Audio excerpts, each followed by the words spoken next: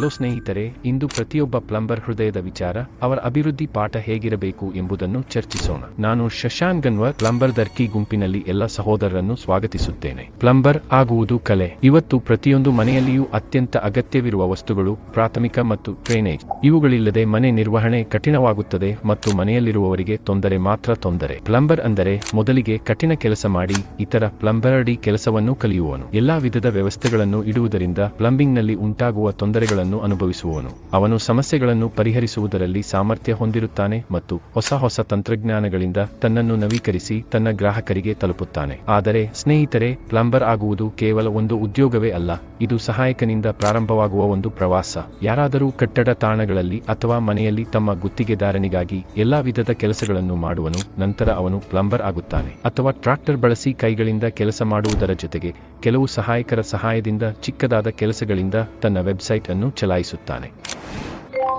ಇಲ್ಲಿ ಕೆಲಸವು ಅವನದ್ದೇ, ಸಾಮಗ್ರಿಯೂ ಅವನದ್ದೇ. ಈಗ ಅವನು ಕೇವಲ ಪ್ಲಂಬರ್ ಅಲ್ಲ, ವ್ಯಾಪಾರಿಯಾಗಿರುವನು. ತನ್ನ ತಂಡದ ಮೂಲಕ ಕೆಲಸ ಮಾಡುವಲ್ಲಿ ಅನುಭವ ಹೊಂದಿರುತ್ತಾನೆ. ಹೊಸ ಗ್ರಾಹಕರಿಂದ ಗುತ್ತಿಗೆಗಳನ್ನು ತೆಗೆದುಕೊಳ್ಳುತ್ತಾನೆ.